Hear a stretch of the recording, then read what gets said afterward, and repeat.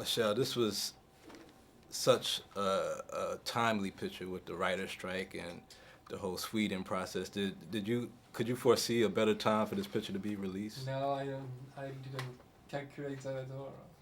Okay. I mean, of course, there is things you can see on YouTube. There is tendency that people are remaking movies, but no, of course, I would not imagine that. Okay. And actually, I didn't really make the connection until right now. So with the writer's strike. Okay. Speaking of YouTube, I've seen some of your work, your Levi's commercial that won the Guinness Book record for most awards, and the Rubik's Cube commercial. You know, do you think that this movie will inspire more Sweders online? Yeah, it does actually already. I think we have a website where people post their Sweden movies, and there is more and more coming every day. So it's working. But I don't want to only encourage people to Swede movies. I want them to Swede their own story. Okay. And I think it's more about people getting together and creating their own entertainment. I mean, Sweden, it's very catchy to talk about the film, but I think the film talks about people getting together and having a good time and sort of reviving the sense of community. Okay. I mean, I got that a little bit.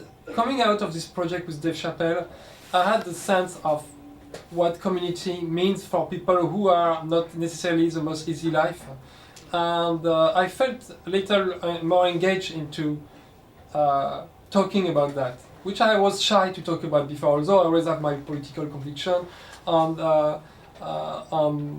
my heart is on a certain side, and it has always been clear to me. But to talk about that through a film, I was not sure I could. But now I felt, after working with Dave and making this project, and maybe getting older, I feel the necessity to talk a little bit more about it.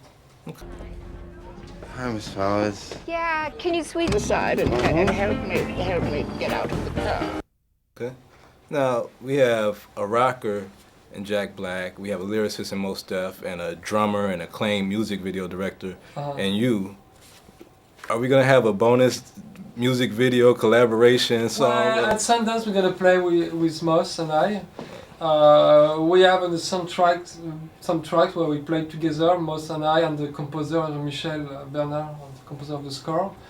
Yeah, I think they're gonna be good stuff, and I got to play with my all-time favorite band called Booker T and the MGs. I play the drum with them for 2 tracks that we are using in the soundtrack. So, I mean, it's a lot about communities, black music, and jazz music. Of course, we're talking about Fats Waller, and this sort of legacy that's not very assumed, not very claimed by people, and that this movie is a little bit about kind of reclaim this kind of heritage. Okay. So what inspired this movie to begin with? Like, what made you say, I want to do this movie in particular? I think there's 2 things. There's the story about communities, people from different background getting along together and creating something, creating their own entertainment, becoming independent from the entertainment business. And there's just this concept to create anything with your own capacities.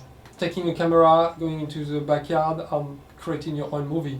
And then you watch it and you love it because you're in it and your friends are in it. And that's this concept that got me excited to do this film. Well, you're a creative inspiration to me, and I appreciate the movie, and I appreciate your work. Thank you. Thanks a lot. Nice It works. Then people can watch a new movie every month and have a party as well. You name it, we shoot it. Be kind, rewind videos, a la carte. Knock it off! Don't you talk to me like that, don't let... No!